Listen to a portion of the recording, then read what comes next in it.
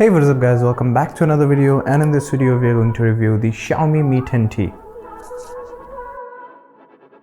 It is a very glossy phone with Gorilla Glass 5 on the front and the back of the phone, and it is a fingerprint magnet on the back side of the phone with a camera bump. On the front there is a beautiful punch-hole display with a 6.7 inches of IPS LCD panel. On the bottom of the phone, there is a bottom firing speaker along with the USB Type-C and a SIM tray. On the right side of the phone, there is a fingerprint scanner and the volume rockers of the phone. And on the top, there is an IR blaster, and there is a front firing speaker as well for the stereo sound of the phone. The side-mounted fingerprint scanner is pretty accurate and fast. It even works when I'm having water on my hands. So I would rate it 10 out of 10. The punch-hole display is not the smallest that I've seen, but also not the biggest. It comes somewhere in between, and for a sensor of 20 megapixel, I think it's pretty good to be this small. There is a beautiful 6.7 inches 144Hz display, but the only complaint is that it is having an IPS LCD panel. However, the rivals are using AMOLED panels. The best side of this display is that it is pretty color accurate and it has a lot of features. It has 144Hz, which allows you to have smoother scrolling, and it is the fastest phone that I have ever used for myself. It is pretty accurate and pretty fast. It even has great viewing angles, and also it will help you a lot in games which support more frames per second than just 60. The sunlight viewing angles are also not bad, they are pretty good. Not the best I've seen after using Samsung flagship phones, but it is still acceptable for 650 nits. Day-to-day usage on this display feels very fast, and I wouldn't be lying if I said that this is the fastest phone that I have ever used for myself. It comes with the Snapdragon 865, which is the latest Qualcomm has to offer, and it is a beast, which makes the phone even better for gaming and other multitasking. There is a Snapdragon 865 Plus, but it is almost the same chipset with the different naming and a little overclock to that. No, it also handles the heat well, and having this SoC also makes sure that you can play the games at highest graphics settings available yet, and it also supports 90 frames per second because of the 144Hz display on the PUBG Mobile, and it is also available on some other games. I played a game which also had the 144Hz option, so yeah, the gaming is pretty good. The side window that the Xiaomi offers in the gaming turbo of this one is also pretty good.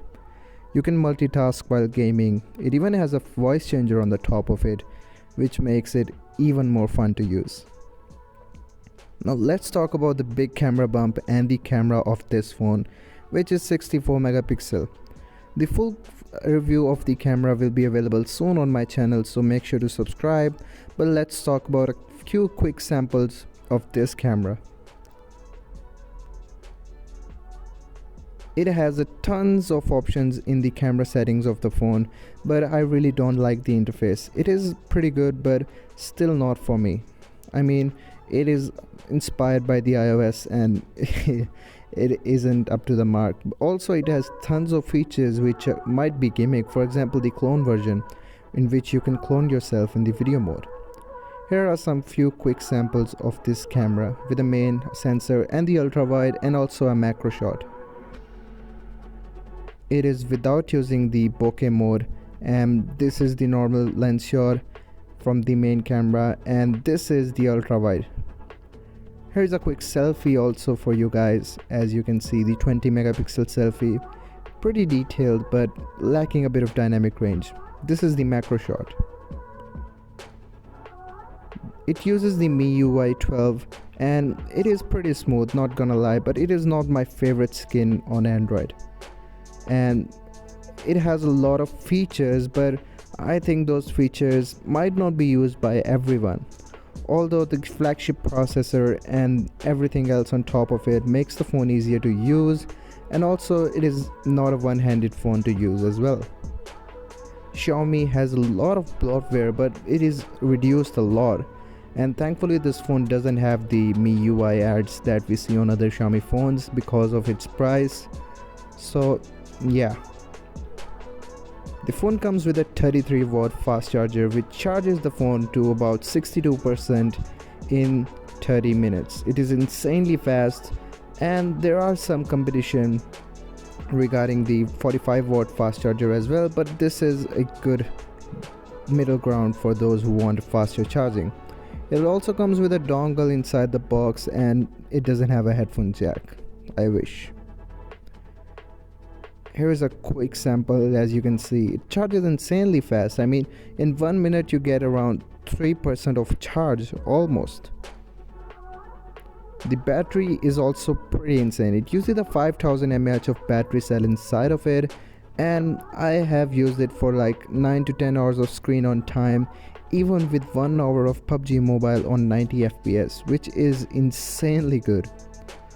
Overall, I can recommend you this phone pretty easily, and make sure to stay tuned because I will be doing a lot of more videos on this phone, like the charging speed test, the battery test, gaming test, and also the full camera review. This was my review of the Xiaomi Mi 10T, and I will see you in the next one. Peace.